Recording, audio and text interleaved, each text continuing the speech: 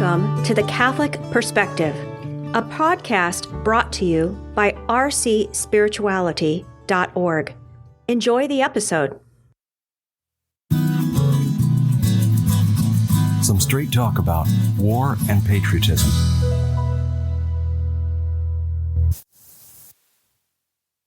Imagine the scene. A middle-class suburban household. Late at night. Crickets chirping.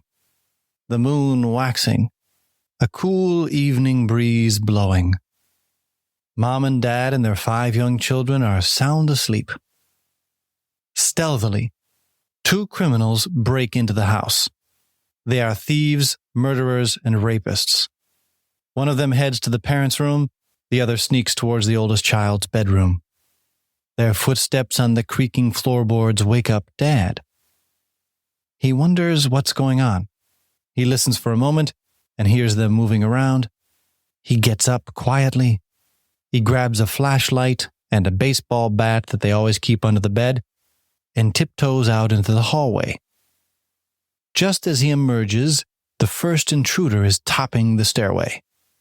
The dad points the flashlight at him and says feebly, "Who's there? What do you want?" The intruder, startled, draws his gun and shoots towards the flashlight. He misses. The dad drops the flashlight, lunges forward, and swings the baseball bat. He hits the criminal right on the temple, smashing the side of his head like a soft melon. The intruder crumples into a ball at the top of the stairs, dead on contact. Has the dad committed a sin? Certainly not. Imagine the contrary scenario. Imagine that the dad tiptoes into the hallway, sees the robber, and says, "Who's there? What do you want?" And the intruder answers, "Hey, buddy, get out of my way or I'll kill you. I'm going to rape and murder your wife and kids, then steal your art collection, your jewelry, and your 2 cars. And the dad says, "Oh, no problem. Go right ahead. I wouldn't want to violently impose my values on you or anything." In that case, yes, he would have committed a sin of omission. Defending his family against an unjust aggressor is his duty. Far from being a sin, it is an act of virtue, an act of justice and charity. And just as the head of a family has the right and duty to provide as best he can for peace and security in the home, so does the head of a country. The country is a natural grouping of families and small communities meant to create an environment of peace, prosperity, and order in which citizens can live their lives to the full. One family by itself is vulnerable to hostile forces and unable to provide all the conditions for a human community's full flourishing. Conditions like division of labor and opportunities for higher education. The country, therefore, is the natural social body within which human persons can reach their full potential. That explains why the Church has always praised patriotism, or love for one's country. Children rightly honor their parents, and in a similar, though less committing way, citizens respect and honor their country. When taken to an extreme, however, patriotism degenerates into nationalism, or the unreasonable and unjust disdain for other countries. Nationalism ignores the rights of other countries and leads to arrogance, intolerance, and oppression. For the same reason that the Church praises patriotism, it condemns pacifism, the belief that opposes on principle any use of force at all to promote justice. Christ asks his followers to turn the other cheek because he wants them to rise above petty conflicts resulting from wounded pride, not because he wants them to abandon the determined defense of justice. He called the peacemakers blessed, and, as the Church has repeatedly pointed out, peace is much more than the absence of war. It is the tranquility of a social order based on justice. And when that order is threatened or disrupted by unjust aggressors, true peacemakers have a responsibility to put things right, even when it requires the use of military force. As the Catechism puts it in number 2308, quote, "As long as the danger of war persists, and there is no international authority with the necessary competence and power, governments cannot be denied the right of lawful self-defense, once all peace efforts have failed." End quote. War, however, always involves huge sacrifices and painful suffering. Furthermore, fallen human nature often tries to justify the use of force for selfish ends, not for the preservation or reestablishment of peace. Thus, the Church has always presented civil leaders with certain basic criteria that can help them discern when war is a legitimate option. Catholic philosophy and theology refer to these criteria as the just war theory. While looking at the individual criteria, it's important to keep in mind that the just war theory was never meant to provide a checklist of conditions that can automatically determine whether a particular war is fair or unfair. The criteria are abstract principles, but war is a concrete reality. Clear abstract principles can help political leaders understand and evaluate their concrete circumstances, but the principles themselves can't actually make the choice. Going to war is always a prudential decision, not a mathematical theorem. Consequently, even intelligent, well-informed, and well-intentioned people can differ in opinion on when going to war is the best way to promote peace and justice. This is why the Church has never forbidden war in and of itself, but it has forbidden crimes like abortion, which are intrinsic violations of justice. The criteria the Church offers to political leaders to help them determine whether or not war is a legitimate option are easy to remember. They follow the journalist's path of reflection, answering the questions who, what, when, where, why, and how. Who? Only a legitimate authority can declare war. The Catechism describes this authority as the one who has been entrusted with caring for the common good of a country. In other words, a legitimately established government. The reason is simple. Individuals acting on their own authority do not represent the interests of the whole community, so they cannot fairly take into their own hands an enterprise that puts the whole community at risk and demands such community-wide sacrifices. The publisher of the New York Times, for example, has not been vested by the American people with the authority to lead the country to war. Congress has. This criterion has become more complex with the advent of globalization. Since modern weaponry and technology often imply that war will seriously affect not only the warring countries, but the entire international community, some theologians have raised questions about the legitimacy of individual nations declaring war on their own. The apparent conundrum resolves itself, however, by keeping in mind the family self-defense parallel. Under certain circumstances, the head of a family can call the police when the family is threatened, and thus the duly constituted law enforcement agency can neutralize the unjust aggressor.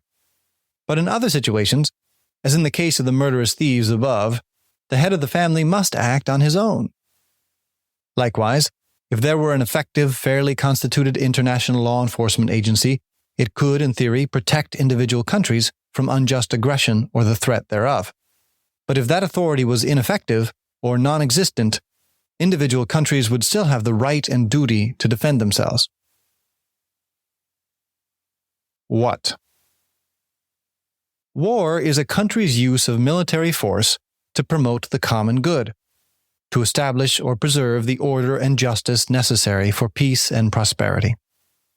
Just as the police sometimes have to use force in order to preserve the peace within a locality, governments have to sometimes use force in order to preserve peace within their borders or those of their allies. Peace comes from the establishment of a just order, which requires the elimination or containment of unjust aggressors. This is what war ought to be about, incapacitating unjust aggressors. War is not a fair undertaking when used merely to gain territory, wealth, or power. Such actions would be unjust, because they do not respect the rights of the countries being conquered. Just as a policeman who used his gun to rob citizens instead of protect them would be acting unjustly.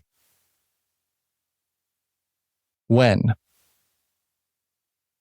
War, because it involves such momentous sacrifice and can cause so many evils, should only be undertaken when all reasonable peaceful alternatives have been exhausted or deemed, quote, impractical or ineffective, end quote, as the Catechism puts it in number 2309.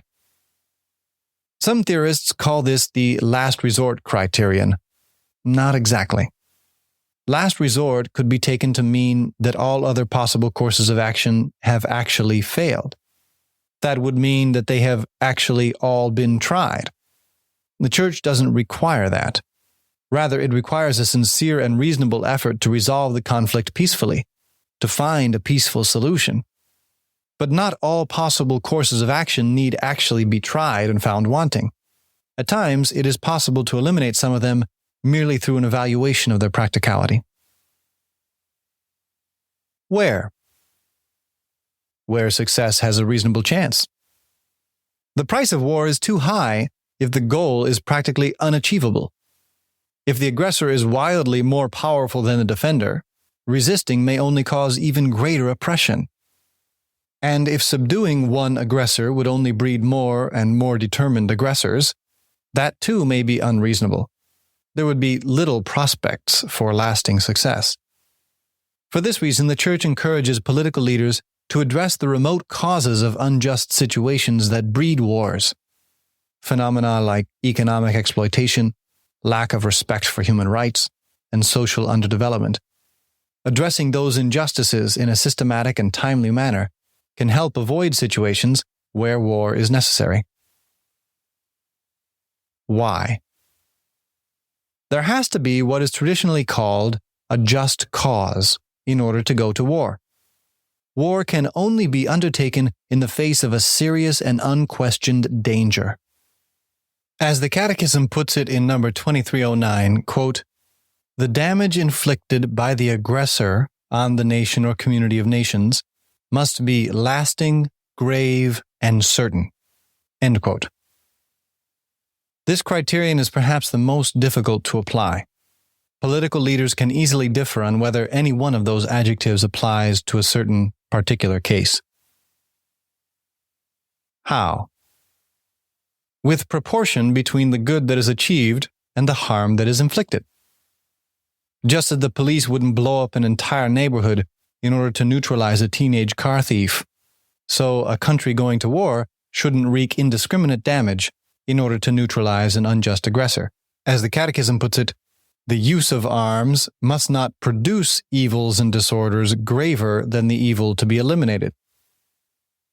Proportionality also applies to the way warring parties treat each other. War does not eliminate human dignity. No matter how harsh the violence may become, and no matter how grave the need for victory, both warring parties are still made up of human beings. Soldiers and civilians should be treated in accordance with their dignity.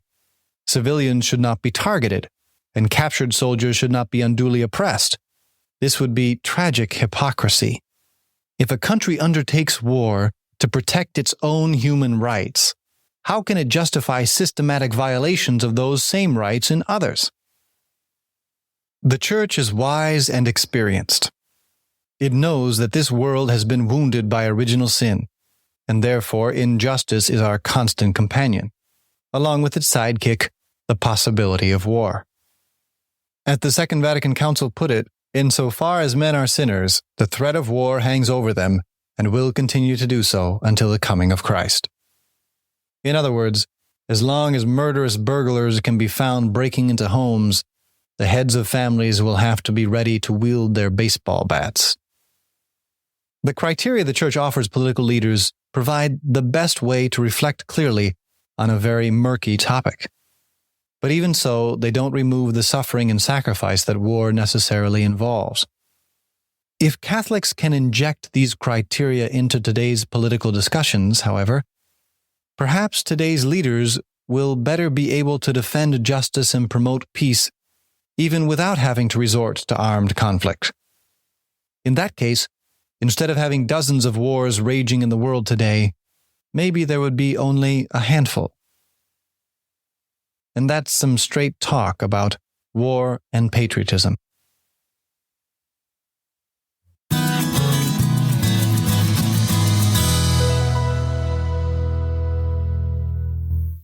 You have been listening to The Catholic Perspective, a resource from rcspirituality.org. Please visit our website and check out more great resources to help you pray, learn, grow, and go. Please join our team of digital missionaries by subscribing at rcspirituality.org.